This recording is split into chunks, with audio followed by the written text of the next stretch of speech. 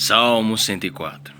O poema contém um cosmo completo: mar e terra, nuvem e luz solar, plantas e animais, luz e escuridão, vida e morte.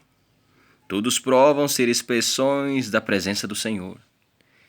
Indício dos 6 dias da criação são muito evidentes, e ainda que a criação do homem, que foi a obra coroadora do 6º dia, não seja mencionada. E isto é justificado pelo fato de que o homem é ele mesmo aquele que canta. É uma versão de Gênesis feita pelo poeta. Não temos informação sobre o autor, mas a Septuaginta o atribui a Davi. Não vemos razão para atribuí-lo a ninguém mais. Seu espírito, estilo e modo de escrever estão muito manifestos no texto. E se o salmo deve ser atribuído a outro, deve ser a uma mente extraordinariamente semelhante. E nós só poderíamos sugerir que seja o sábio filho de Davi, Salomão, o pregador-poeta, cujas notas sobre a história natural em alguns dos versículos de Provérbios carregam impressionante semelhança. Charles Adams Spurgeon. Versículo 1. Bendize, ó minha alma, ao Senhor. Este salmo começa e termina com o 103. Ao magnificarmos o Senhor, façamos isso de todo o coração. Nosso melhor está muito abaixo de seu mérito. Não o desonremos, prestando-lhe adoração sem convicção. Charles Adams Spurgeon. A obra de um bom homem está principalmente atrás de portas fechadas. Ele se ocupa mais com sua própria alma do que com o mundo exterior. Ele também não pôde jamais estar sozinho, considerando que tenha Deus e seu próprio coração com quem dialogar. John Trapp. Senhor, Deus meu, como tu és magnificente! Deus foi magnificente no Sinai.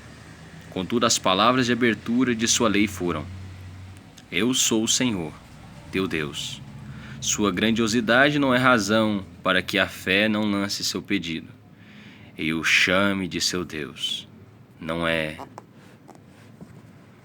Como é magnificente o universo, mas como tu és magnificente. Muitos olham para a criatura e assim se tornam idólatras em espírito. Ir adiante e contemplar o próprio Criador é a verdadeira sabedoria. Charles Adams Spurgeon. Versículo 2. Coberto de luz como de um manto, envolvendo-se na luz como um monarca coloca seu manto. A concepção é sublime, mas nos faz sentir como deve ser completamente inconcebível a glória pessoal do Senhor, sendo a própria luz apenas sua vestimenta e véu, o que não será o flamejante esplendor de seu ser. Charles Adams Spurgeon. A primeira criação de Deus nas obras dos dias foi a luz do sentido. A última foi a luz da razão, e sua obra de sábado desde então é a iluminação do Espírito. Francis Bacon. Versículo 4. Faz dos seus anjos espíritos. Almeida Corrigida, Revista e Fiel. Deus é espírito, e ele é esperado por espíritos em suas cortes reais. Os anjos são como ventos de mistério, força e invisibilidade, e sem dúvida os próprios ventos são frequentemente anjos ou mensageiros de Deus. A teus ministros, labaredas de fogo. Em Hebreus 1:7, fica claro que a passagem se refere a anjos, e foi muito adequado mencioná-los aqui em conexão com luz e céus, imediatamente após os mantos e o palácio do grande rei. Charles Adams Spurgeon. O fogo é a expressão de poder irresistível, santidade imaculada e emoção fervorosa. É notável que os serafins, uma classe pelo menos destes ministros, tem seu nome originado em uma raiz que significa queimar, e o altar do qual um deles tomou uma brasa viva. Isaías 6:6, é o símbolo da mais elevada forma de amor santo. James G. Murphy. Lançaste os fundamentos da terra, Logo, o início da criação é descrito quase que nas exatas palavras empregadas pelo próprio Senhor em Jó 38:4, onde estavas tu quando eu lançava os fundamentos da terra, Charles Haddon Spurgeon, para que ela não vacile em tempo nenhum? A linguagem é, obviamente, poética, mas o fato não é menos maravilhoso. A Terra é disposta no espaço de modo que permanece estável, como se tivesse em uma posição fixa. Que poder deve haver nessa mão que faz um corpo tão vasto conhecer sua órbita e mover-se tão suavemente nela? Que engenheiro pode salvar todas as partes de seu maquinário de uma ocasional colisão, um tranco ou atrito? Contudo, nosso grande mundo, em seus complicados movimentos, não sofreu tais coisas. Deus meu, como tu és magnificente, Charles Haddon Spurgeon. A estabilidade da Terra vem de Deus, tanto quanto a sua essência e a sua existência. Houve muitos terremotos ou movimentos da Terra em várias partes, mas o corpo como um todo nunca foi movido nem mesmo a uma distância de fio de cabelo desde que suas fundações foram lançadas. Arquimedes, o grande matemático, disse: "Dê-me um ponto de apoio e moverei a terra." Foi uma grande vanglória. Não obstante, o Senhor a estabeleceu firme demais para que o homem a mova. Ele próprio pode abalar e sacudi-la, pode movê-la como lhe agradar, mas ele jamais a removerá. J. Cário. Também foi perguntado se a velocidade da rota da Terra mudou ou, o que seria a mesma coisa, se a duração de um dia sideral e de um dia solar subtraída dessa velocidade variaram dentro do período histórico. Laplace respondeu a esta pergunta e sua demonstração indica que não houve variação, nem mesmo de 1/100º de segundo durante os últimos 2000 anos. Amédée Guillemin. Versículo 8. Elevam-se aos montes. O Targum coloca: eles sobem das profundezas às montanhas, ou seja, às águas, quando brotam da terra por ordem divina. Dirigiram seu curso para o alto das montanhas e então desceram até os vales, ao lugar que lhes foi designado. Elas passaram por colinas e vales. Nada podia pará-las. Ou retardar seu curso até chegarem a seu lugar adequado, que é outro exemplo da força onipotente do Filho de Deus, John Gill. Desceram os vales até o lugar que lhes havia preparado. Estão tão dispostas a descer como chuva e ribeiro e torrentes, como estavam ansiosas para subir em vapor.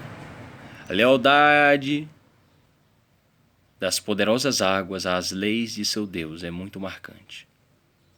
A enchente feroz, a turbulenta correnteza, a tremenda torrente são apenas formas do gentil orvalho, que estremece na pequenina folha de grama e nesses formatos mais grosseiros. Elas são igualmente obedientes às leis que o Criador nelas imprimiu. Charles Haddon Spurgeon. Versículo 8. Puseste às águas, divisa que não ultrapassarão, para que não torne a cobrir a terra. Essa divisa foi antes ultrapassada, mas nunca mais o será. O dilúvio foi causado pela suspensão do mandato divino que controlava as enchentes. Elas conheciam sua antiga supremacia e apressaram-se em reafirmá-la. Mas agora a promessa da aliança impede para sempre um retorno de tais ondas insurgentes. A palavra de Jeová delimita o oceano, usando apenas um estreito cinturão de areia para confiná-lo a seus limites. Essa restrição aparentemente frágil responde a todos os propósitos, pois o mar é obediente, como uma pequena criança à ordem de seu Criador.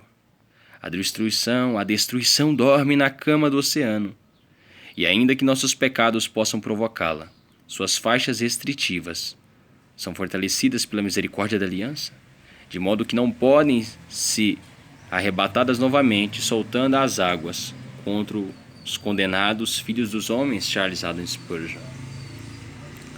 Alguns grandes príncipes, acolorados pela ira e embriagados de orgulho, lançaram algemas ao mar, como se ameaçando-o de aprisionamento e escravidão, caso não acalmasse. Mas o mar não poderia ser escravizado por eles. Esses homens também concederam que muitos golpes fossem lançados sobre o mar, como uma punição por sua contumácia e rebelião contra qualquer um de seus comandos ou planos.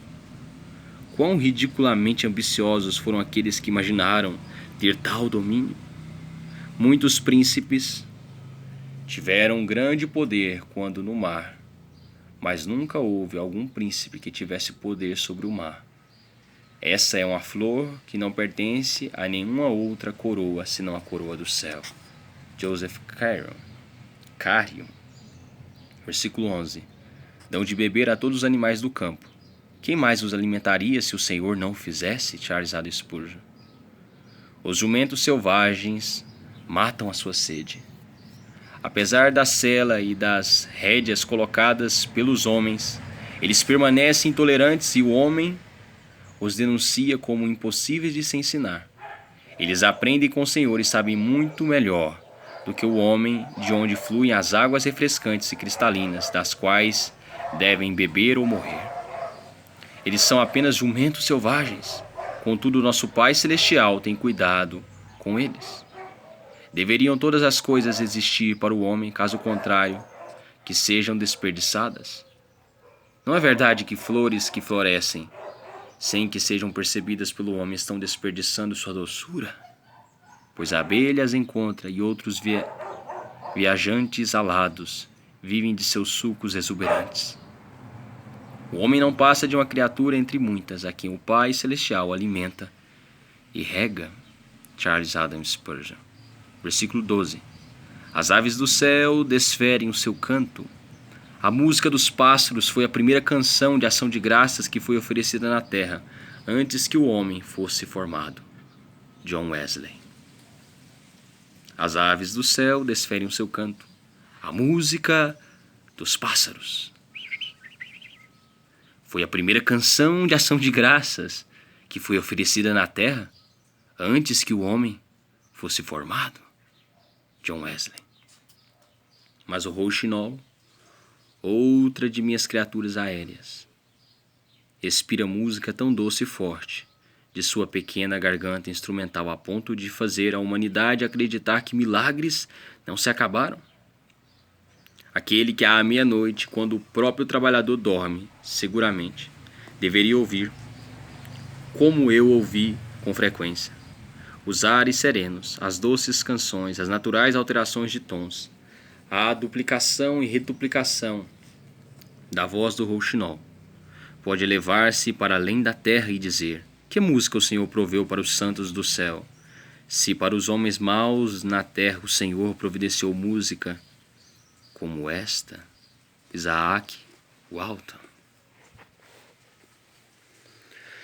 Versículo 14. Fazes crescer a relva. Certamente o homem deveria considerar sua pequenez ao saber que todo o poder humano unido não pôde criar nada, nem mesmo fazer a relva crescer. William S. Plumer. De sorte que da terra tire o seu pão. Que grandioso é que Deus encontra entre os sepulcros sustento para a vida, e do solo que foi amaldiçoado ele cria as bênçãos do milho, vinho e azeite. Charles Haddon Spurgeon. É o meio de nutrição mais indispensável e necessário, do qual nunca nos enfastiamos, enquanto que outros alimentos, por mais doces que sejam, mais facilmente nos saturam. Todos, a criança e o idoso, o pedinte e o rei, apreciam o pão. Nós nos lembramos do homem desafortunado, que foi lançado na ilha deserta, faminto e que gritou ao ver um punhado de ouro: ah, é apenas ouro! Ele teria prontamente trocado por pão isto que para ele era material inútil e que na mente da maioria dos homens está acima de qualquer preço. Oh, que nunca mais pequemos contra Deus no pouco valorizar do pão. Frederick ardete. Não sei pronunciar isso. Ardete. Versículo 15. O vinho que alegra o coração do homem. Por isso ele mesmo deve carregar a culpa. Merece ser miserável aquele que transforma até mesmo bênçãos em maldições. Charles Haddon Spurgeon. E o alimento que lhe sustém as forças. Os homens têm mais coragem após terem sido alimentados. Muitos espíritos deprimidos foram consolados por uma boa e rica refeição. Devemos bendizer a Deus pela força do coração, assim como a força dos membros, considerando que se a possuímos, são ambas dádivas de sua bondade. Charles Haddon Spurgeon. Os antigos faziam muito uso do azeite para embelezar-se. Lemos sobre o azeite que dá brilho ao rosto. Ruth ungiu-se para enfeitar-se. Ruth 3:3. E a mulher tecoíta e o profeta Daniel omitiram o uso do azeite pelo motivo oposto, 2 Samuel 14:3, Daniel 10:3. O costume também é mencionado em Mateus 6:17, Lucas 7:46. Ambrose Serle. Não é sem motivo que, em lugar da palavra Adão, que foi usado no versículo 14, aqui é empregada a palavra que significa um homem estável e débil. Instável e débil. Porque ele menciona essas nutrições das quais não havia necessidade antes da queda, que são especialmente adequadas para nutrir e alegrar o homem fraco. Venema. Versículo 14. Avigoram-se as árvores do Senhor e os cedros do Líbano, que ele plantou. As árvores descuidadas pelo homem ainda têm tanta seiva, que podemos ter certeza de que o povo de Deus, que pela fé vive no Senhor somente, será igualmente bem suprido. Plantados pela graça e devendo tudo ao cuidado de nosso Pai Celestial, podemos desafiar o furacão e rir diante do medo da seca. Pois ninguém que confia nele jamais será deixado sem água. Charles Haddon Spurgeon. A transmissão que o profeta faz dos homens às árvores é como se ele tivesse dito: não será grande surpresa se Deus tão fartamente nutriu o homem que é criado à sua própria imagem, considerando que ele não se ressente em estender seu cuidado até mesmo a árvores. Quando ele diz árvores do Senhor, quer dizer aquelas que são altas e têm beleza insuperável, pois a bênção de Deus é mais evidente nelas. Parece extremamente impossível que qualquer sumo da terra alcance tão grande altura e, contudo, elas renovam suas folhagens todos os anos. João Calvino. Versículo 18. Os altos montes são das cabras montesinas. Quase não há nenhuma dúvida de que a cabra montês do Antigo Testamento é o ibex da Arábia, ou Beden. Este animal é muito proximamente ligado ao ibis dos Alpes. A agilidade do Beden é extraordinária, por viver nas partes mais altas e muito escarpadas do cume da montanha. Ele se lança de um ponto a outro de modo tão impossível que alarma alguém que não está familiarizado com o animal e a maravilhosa firmeza de seus pés. Ele corre velozmente diante de seu precipício perpendicular que parece tão suave quanto uma parede de tijolos, com o propósito de alcançar uma pequena borda que é dificilmente perceptível e que esteja a uns 4,5 metros acima do ponto de onde o animal saltou. Seus olhos, contudo, marcam certas rachaduras pequenas e saliências na superfície da rocha, e à medida que o animal dá o seu salto, usa estes pontos a seu favor em rápida sucessão, apenas tocando-os conforme ganha altura, e pelo leve toque de seus pés mantém o impulso original de seu pulo. Semelhantemente, o ibex vem deslizando e saltando em costas íngremes das montanhas. Algumas vêm saltando com as 4 patas juntas em uma pequena saliência pouco maior que uma moeda e algumas vezes pulando ousadamente sobre fendas profundas e pousando com precisão sobre um ponto saliente da rocha que parece grande o suficiente para suportar confortavelmente um rato. J.G. Wood. Versículo 19. Fez a lua para marcar o tempo. Nunca consideremos os movimentos da lua como resultado inevitável de uma lei impessoal e inanimada, mas como designação de Deus. Charles Haddon Spurgeon. Versículo 20. Versículo 20. Dispõe as trevas e vem a noite. Vejamos a mão de Deus ao no encobrir do sol e jamais temamos a escuridão natural ou providencial, considerando que ambas são feitas do próprio Senhor. Charles Haddon Spurgeon.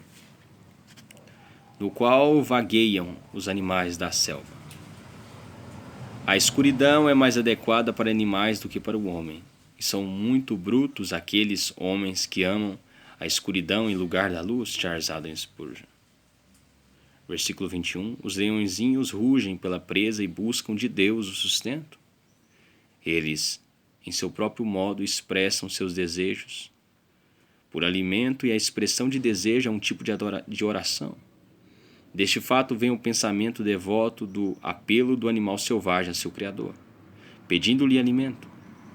O que eles pediram com sua própria linguagem é aquilo que se coloca a buscar, sendo nisto muito mais sábios que muitos homens que oferecem orações formais com metade da profunda seriedade das orações oferecidas pelos leõezinhos e que então negligenciam os meios no uso dos quais o alvo de suas petições poderia ser alcançado. Os leões rugem e buscam.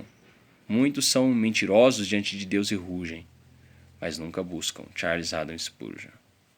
O rugir de leõezinhos, como o grasnar dos corvos, é interpretado como um pedido de carne a Deus.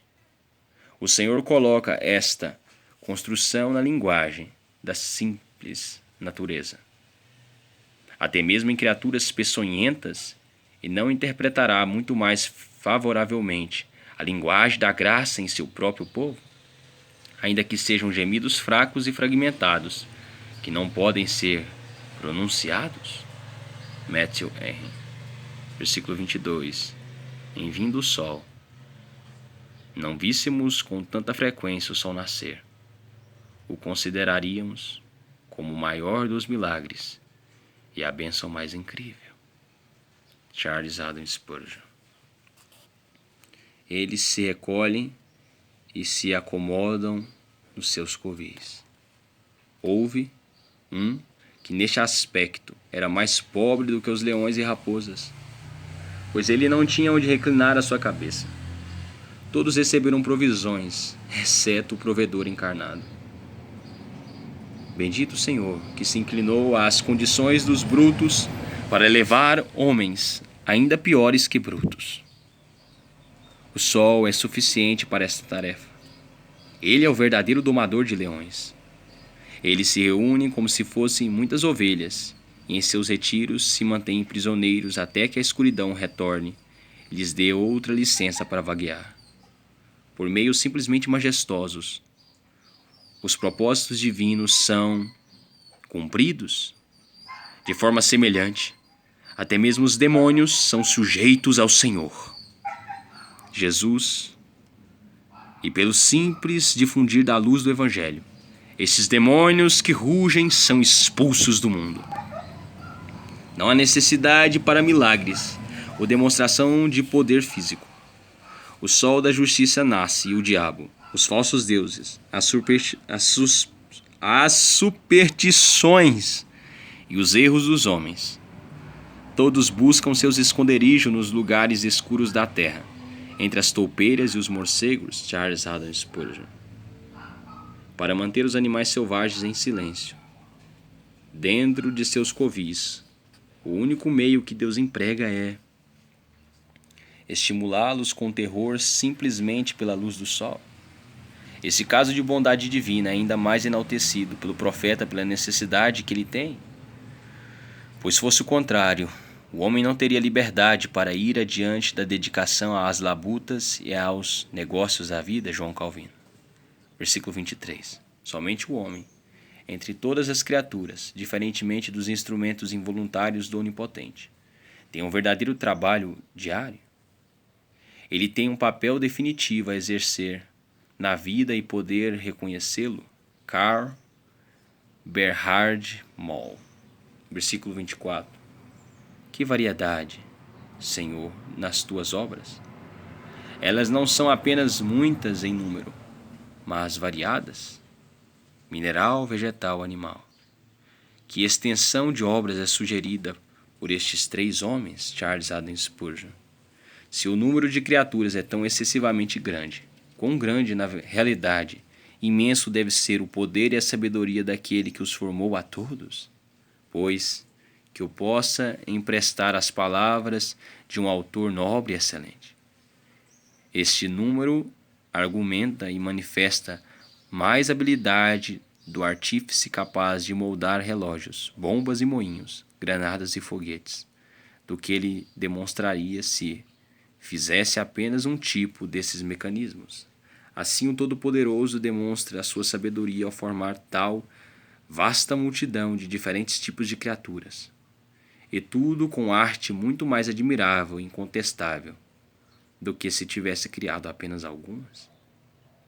O Criador infinitamente sábio demonstrou em muitos momentos que ele não está confinado a somente um instrumento para operar um efeito, mas que pode executar a mesma coisa por meios diversos. Então, ainda que penas pareçam necessárias para o voo, ele capacitou muitas criaturas a voar sem elas, como 2 tipos de peixes, um tipo de lagarto e o morcego, sem mencionar as inúmeras tribos de insetos voadores. De forma semelhante, ainda que a bexiga natatória dos peixes pareça ser necessária para o nado, alguns são formados de modo que nadam sem ela. Novamente, o grande uso e conveniência, a beleza e a variedade de tantas nascentes e fontes, tanto ribeiros e rios, tanto lagos e lençóis d'água, e estes estão espalhados e diversos por toda a terra, de modo que não há grande região que tenha falta deles. Regiões que, de outra forma, sem outro tipo de suprimento, ficariam desoladas e vazias sem habitantes. Esta abundância de água fornece argumentos de sabedoria e conselho, como o fato de que mananciais rompem nas bases das montanhas mais distantes do mar, de que caminhos para os rios são feitos entre estreitos e rochas e depósitos subterrâneos, de modo se pode pensar que a natureza abriu caminho propositalmente para originar a água que, de outro modo, transbordaria e afogaria países completos. Afogaria países por completo. John Ray. Não sei como é que pronuncia isso. Vai lá. John. Versículo 25. Eis o mar vasto e imenso.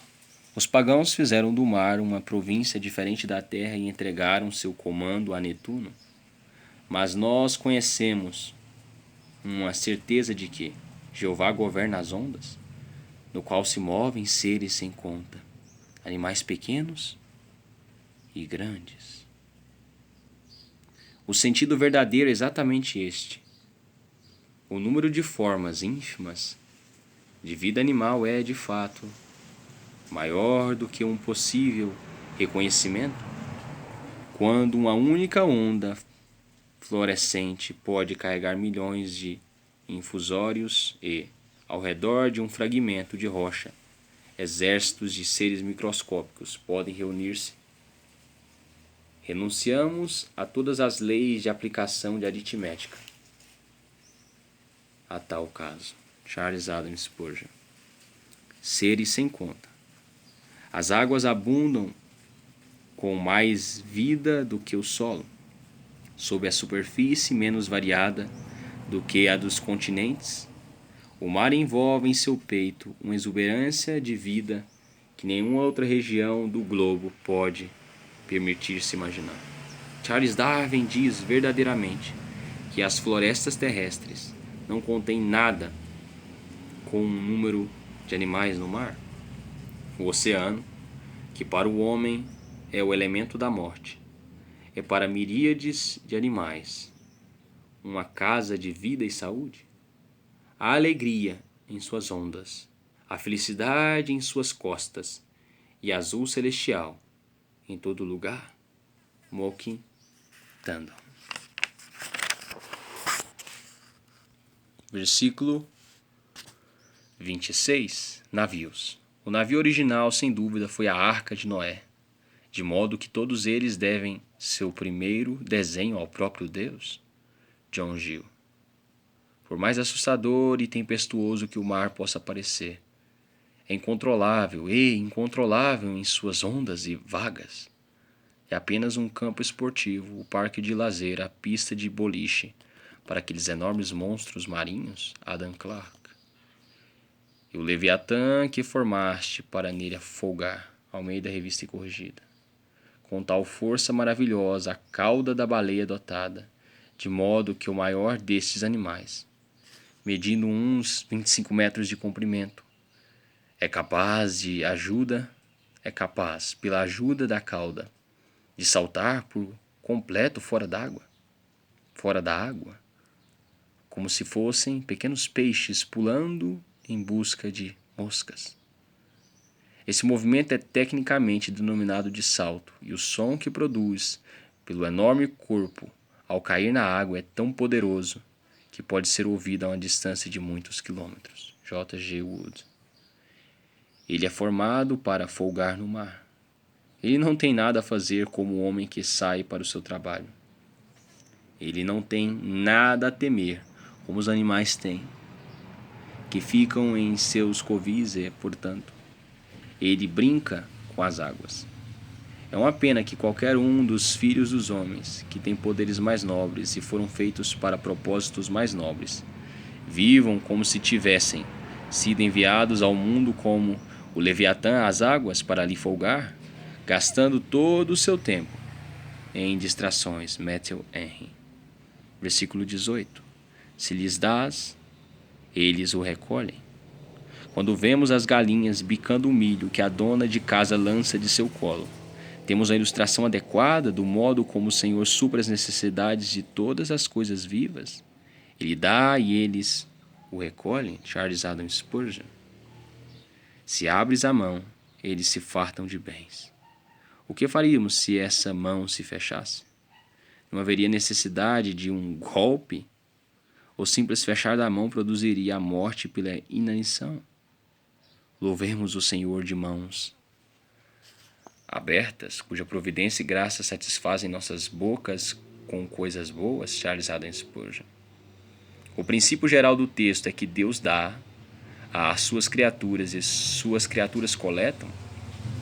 Esse princípio geral aplicaremos a nosso próprio caso como homens e mulheres, pois é tão verdadeiro para nós quanto é para os peixes do mar e o gado nas colinas. Se lhes dás, eles o recolhem. Precisamos apenas recolher, pois Deus dá. Em questões temporais, Deus nos dá dia a dia nosso pão diário e nossa tarefa é simplesmente recolhê-lo. Em questões espirituais, o princípio é verdadeiro. Muito enfaticamente, nós precisamos, no domínio da graça, apenas recolher o que Deus dá. O homem natural pensa que precisa conquistar o favor divino, que precisa comprar a bênção do céu. Mas ele está redondamente errado. A alma precisa apenas receber aquilo que Jesus concede gratuitamente. Nós podemos recolher apenas o que Deus dá, por mais ávidos que estejamos. Aqui está o fim da questão. O pássaro diligente não conseguirá recolher mais do que o homem lhe tiver dado, nem o homem mais avarento e ganancioso. Inútil vos será levantar de madrugada, repousar tarde, comer o pão que penosamente granjeastes. Aos seus amados ele o dá enquanto dormem. Inútil vos será levantar de madrugada, repousar tarde, comer o pão que penosamente granjeastes. Aos seus amados ele o dá enquanto dorme. Nós devemos recolher o que Deus dá, ou não receberemos o bem de seu doar generoso. Deus alimenta os seres sem conta, mas cada criatura recolhe para obter seu alimento. O grande Leviatã recebe sua vasta provisão, mas ele precisa arar os imensos prados e recolher as miríades de ínfimos objetos que suprem sua necessidade. O peixe deve saltar para capturar, a andorinha deve caçar seu alimento, os leõezinhos devem perseguir sua presa. A quarta reflexão do texto nos fornece o doce pensamento de que podemos recolher o que Ele dá. Temos permissão divina para desfrutar livremente do que o Senhor concede. A última questão é: Deus sempre nos dará algo para recolhermos? Está escrito: o Senhor proverá. Consequentemente, também o é em questões espirituais. Estando você disposto a recolher, Deus sempre dará. Charles Haddon Spurgeon. Versículo 29. Eles se perturbam, eles se confundem, estão saturados de terror e assombro.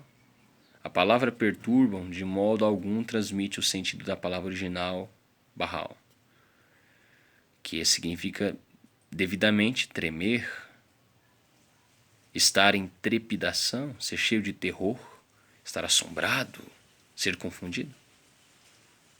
É o tipo de consternação que se tem quando todo o suporte e proteção são retirados e quando a inevitável ruína nos olha nos olhos. Então, quando Deus se afasta, todo o suporte dele se vai. Todos os seus recursos falham e eles devem morrer. São representados como pessoas conscientes disto. Ou isto é o que ocorreria se fossem conscientes, Albert Barnes. Se lhes corta a respiração, morrem e voltam ao seu pó. Note aqui que a morte é causada pelo ato de Deus. Se lhes cortas a respiração. Somos imortais até que Ele ordene que morramos, e assim são até que mesmo os pequenos pardais, que não caem no chão sem a ação de nosso Pai. Charles Haddon Spurgeon. Versículo 30. Envias o teu Espírito, eles são criados e assim renovas a face da terra. As obras do Senhor são majestosamente simples e são executadas com uma naturalidade imperial. Um sopro cria e sua retirada destrói. Charles Haddon Spurgeon. Versículo 32. Com o sol olhar para a terra, ele a faz tremer. Toca as montanhas e elas fumegam. Até o nosso Deus é fogo consumidor. Ai daqueles que provocarem um olhar severo em seu rosto. Estes perecerão ao toque da sua mão.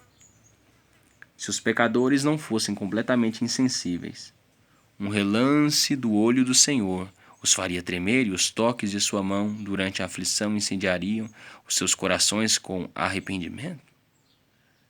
No contemplar, todas as coisas mostram algum sinal, exceto o coração insensível do homem. Charles Haddon Spurgeon. Esta é a filosofia das Escrituras. Será então a minha filosofia. Nunca uma sentença foi pronunciada por um homem sem inspiração que fosse tão sublime como esta. Este pensamento é grandioso demais, além da concepção. E a expressão reveste o pensamento com majestade externa adequada. A grandiosidade da expressão nesta passagem emerge da infinita proporção entre os meios e o fim. Um soberano terremoto olha com ira e seus cortesãos tremem. Deus olha para a terra e ela treme em suas fundações. Ele toca as montanhas e o vulcão esfumaça, vomitando torrentes de lava. Quão frio e esmorecido é o sopro dessa maléfica filosofia que separa nossa mente do contemplar de Deus em suas obras de providência. Esta malária destrói toda a vida espiritual. Alexander Carson. Versículo 23. Cantarei louvores ao meu Deus durante a minha vida. Nunca cantamos tão bem como quando sabemos que temos um interesse nas boas coisas sobre as quais cantamos e um relacionamento com o Deus a quem louvamos. Charles Haddon Spurgeon. Versículo 34. Seja-lhe agradável a minha meditação.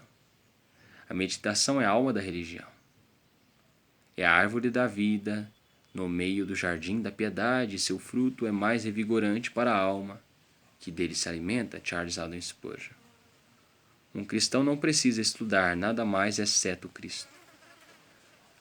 Há o suficiente em Cristo para tomar conta de seu estudo e contemplação por todos os seus dias. E quanto mais estudarmos Cristo, mais estudaremos sobre Ele. Ainda haverá novas maravilhas surgindo nele. John Howe.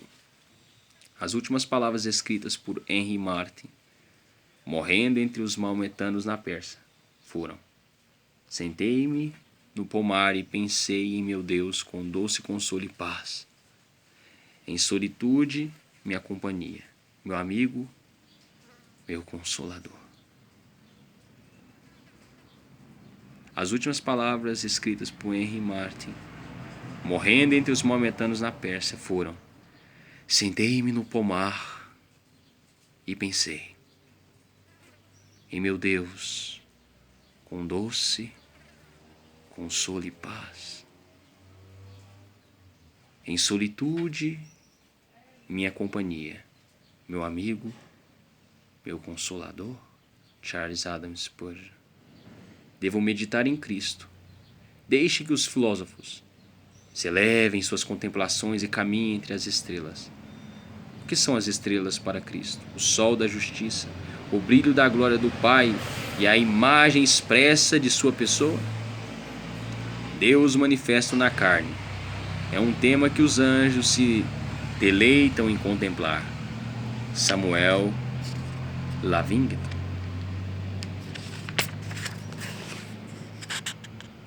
Versículo 35.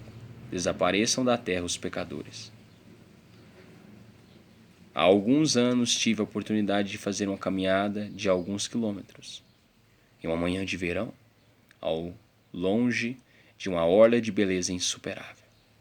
Era o dia do Senhor e a linguagem do Salmo 104 nasceu de forma espontânea em minha mente, à medida em que um cenário após o outro se revelava diante dos olhos. Aproximadamente na metade do caminho, a estrada cortava um vilarejo sujo e minhas meditações foram grosseiramente interrompidas por rixas de algumas pessoas que pareciam ter gastado a noite em uma orgia ébria. Bem, eu pensei, o salmista pode ter tido alguma experiência desagradável? Ele pode ter encontrado pessoas em algumas cenas de beleza natural que, em vez de ser sacerdócio real para dar voz à natureza em louvor de seu Criador, em vez de ser no sentido puro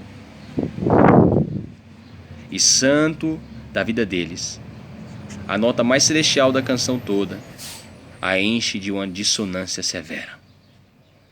Sua oração é a expressão veemente de um desejo de que a terra não mais seja maculada pela presença de homens perversos, que eles sejam totalmente consumidos e que possam dar lugares a homens movidos pelo poder de Deus, homens justos e santos, homens que serão coroa de beleza na cabeça desta bela criação. Se esta for a explanação correta da oração do salmista, não é apenas justificável, mas há algo errado em nossas meditações sobre a natureza se não estivermos dispostos a nos unirmos a ela. William Binney. Bendize ao Senhor. Esta é a primeira vez que encontramos o Aleluia. E surge aqui com relação à destruição do perverso. E a última vez que o encontramos é em ocasião semelhante, quando a Babilônia do Novo Testamento é consumida.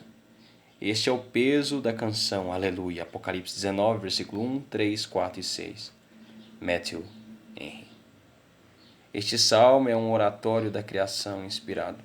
Christoph Wordesworth. Eu creio que é assim que pronuncia. Me desculpe, eu não sei pronunciar esses nomes. Ficamos atônitos ao descobrir, em um poema lírico de compasso tão limitado, todo o universo, os céus e a terra, esboçado com alguns poucos toques ousados. A. von Humboldt. Deve ser alemão isso aqui. Desculpe, gente. Não sei pronunciar esses nomes. Só lhe dou glória. Obrigado por escutar esse áudio e ver esse vídeo até aqui. Graça e paz.